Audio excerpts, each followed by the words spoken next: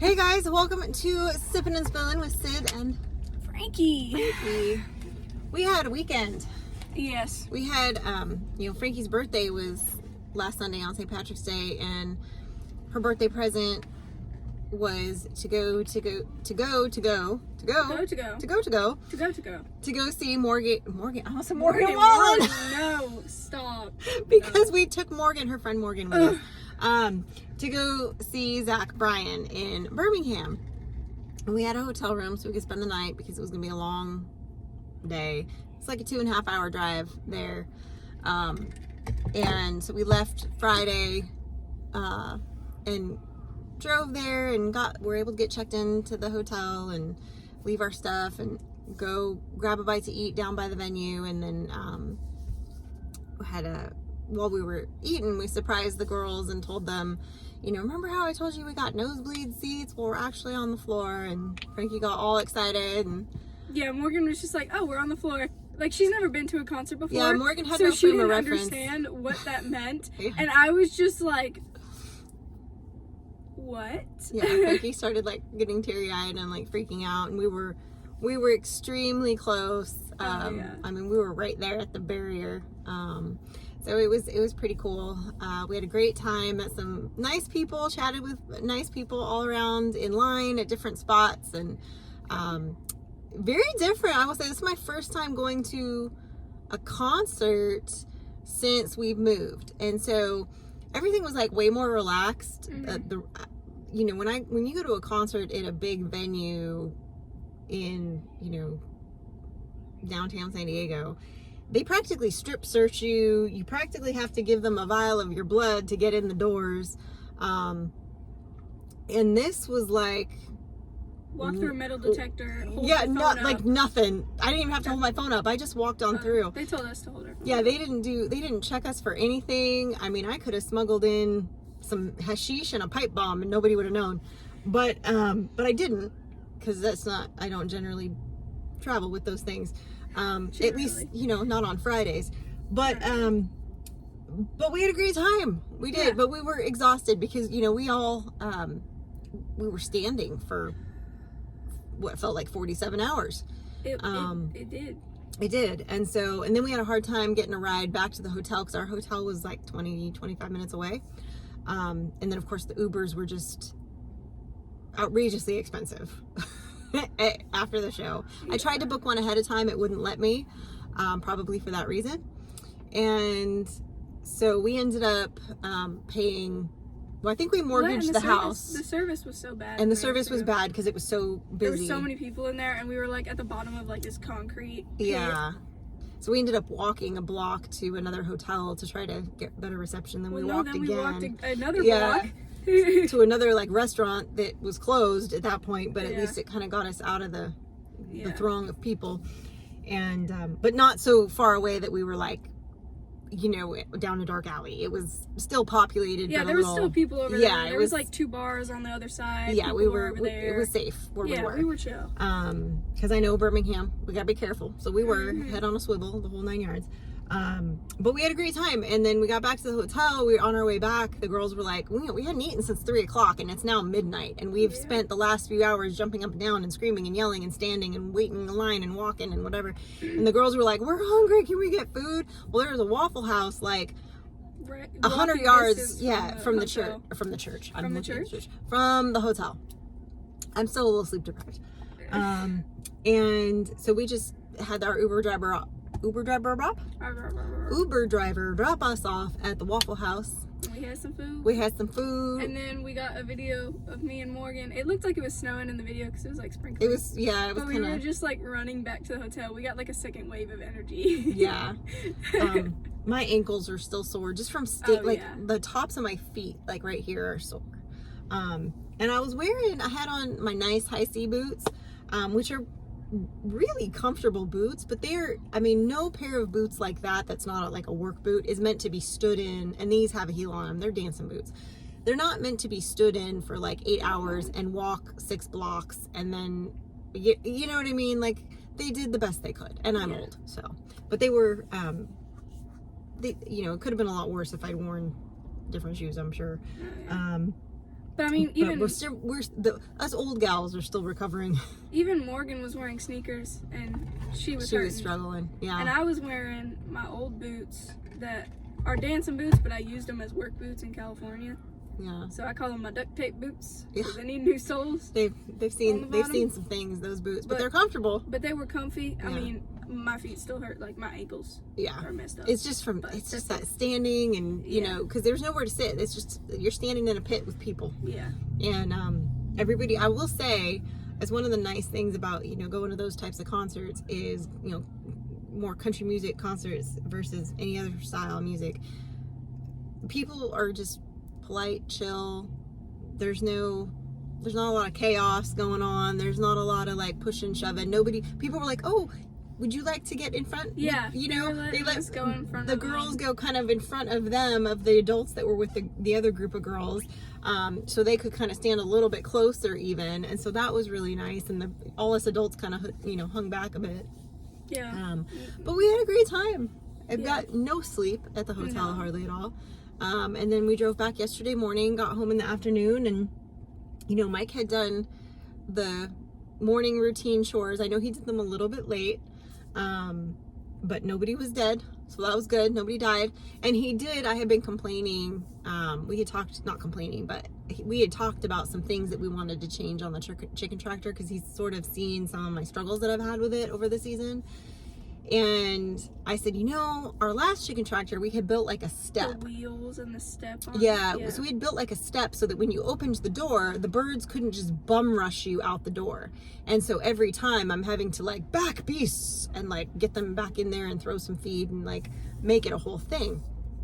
And this time I go out there this morning, and I had mentioned that to him, and he was like, yeah, I can fix that. But, you know, not thinking he was actually gonna do it. But I went out there this morning to go feed the birds, and he had built a little step over, and let me tell you what, I could leave that door open on that pen while I'm feeding, and they can't get out. I mean, they could if they really wanted to, but they don't. And so that's a game changer for me. That's I don't have to try to kick birds to get the door open and closed. They're just Great Wall of China. Jeez, that truck was aggressive.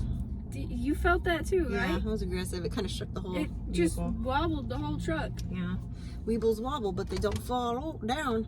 But so that was really cool that he kind of did that for me this weekend. And then he also did something else really sweet. He got, obviously, you guys, if you watch the channel for more than one video, you know that I love flamingos. They're hidden all over the house, all over the yard.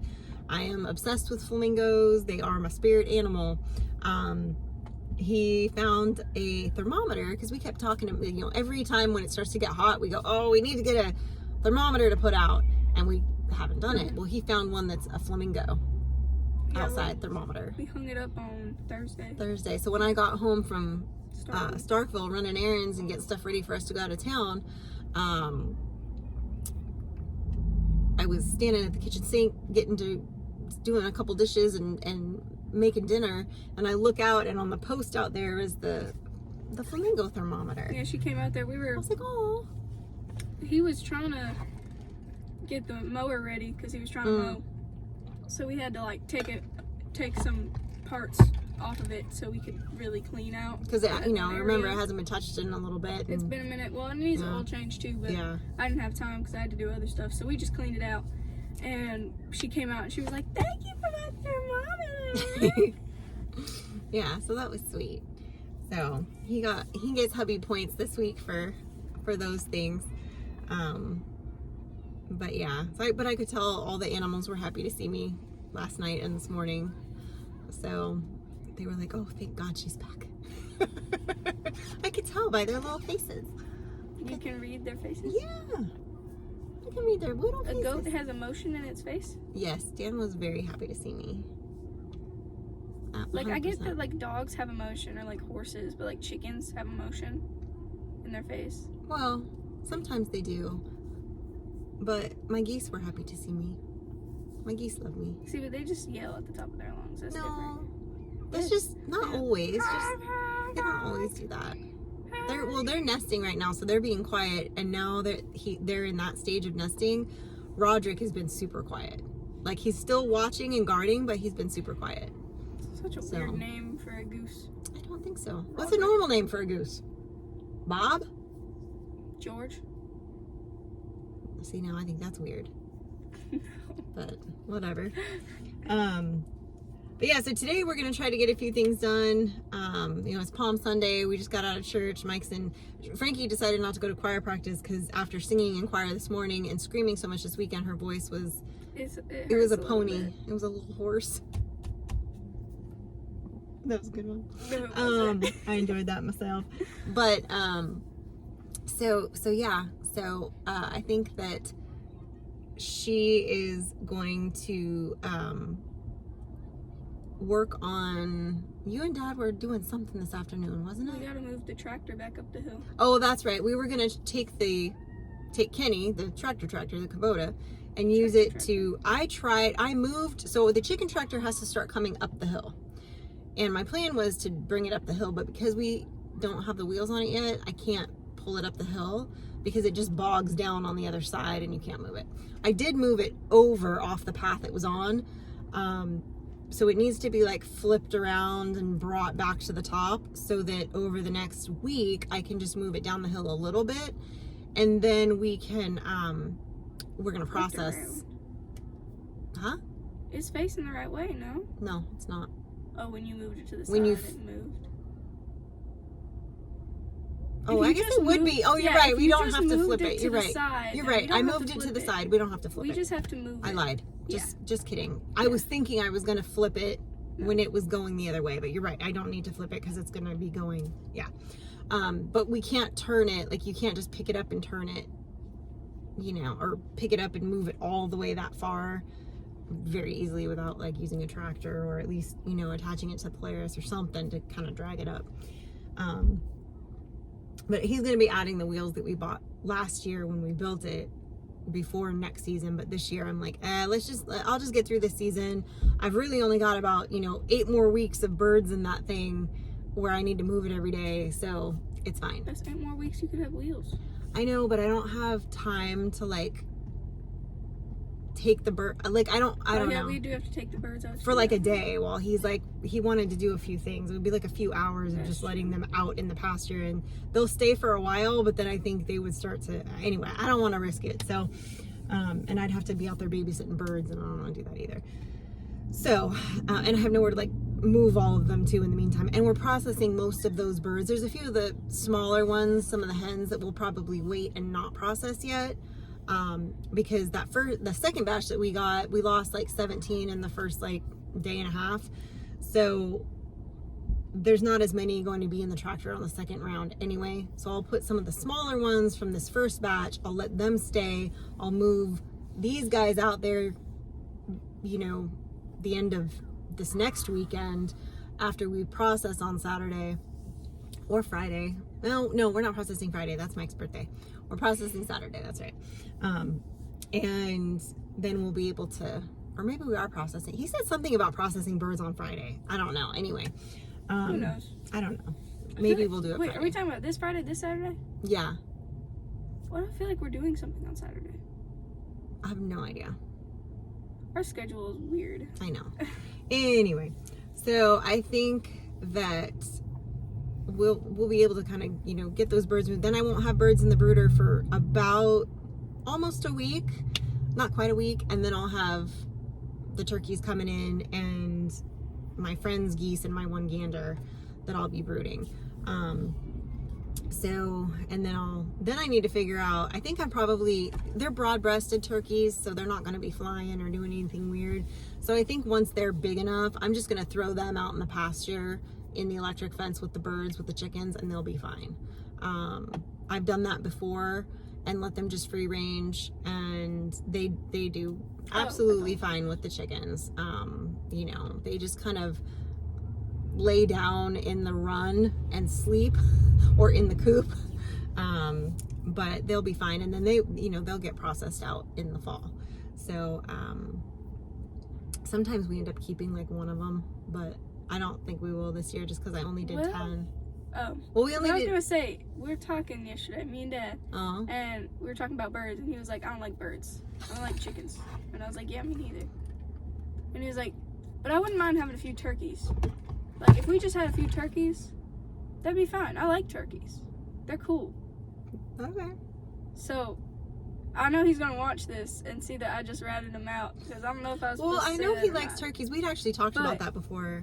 I'd Now- love to have a now you couple know. like royal palms wandering around because I think they're Are awesome. them those pretty ones? Yeah, they have they're white with the black kind of striping on their tails and stuff. Yeah. So I don't know. And then those blue slates I love, but they're kind of on the smaller side. Royal palms are at least a little bit bigger. So I don't know. We'll see. We'll see how that all shakes down in Chinatown, I guess. Okay. But definitely a busy week ahead. Mike's actually got a video that'll be coming out. If it didn't come out yesterday on Sunday, as you guys are seeing this, obviously today is Sunday for us, but as you guys are seeing this, then it will be coming out hopefully Monday. But he kind of was working on a video over the weekend while we were gone. So that'll be an interesting one.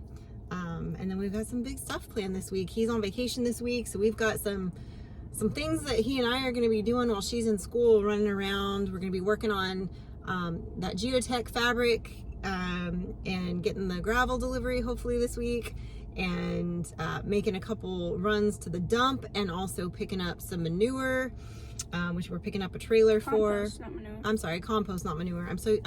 I shovel so much poop. I'm used to just manure. Anyway, so we got some stuff going on this week that we'll be sharing with you guys in the next video or so. So anyway, that's it. Yeah. So we appreciate you guys as always. Stay blessed and Safety's off.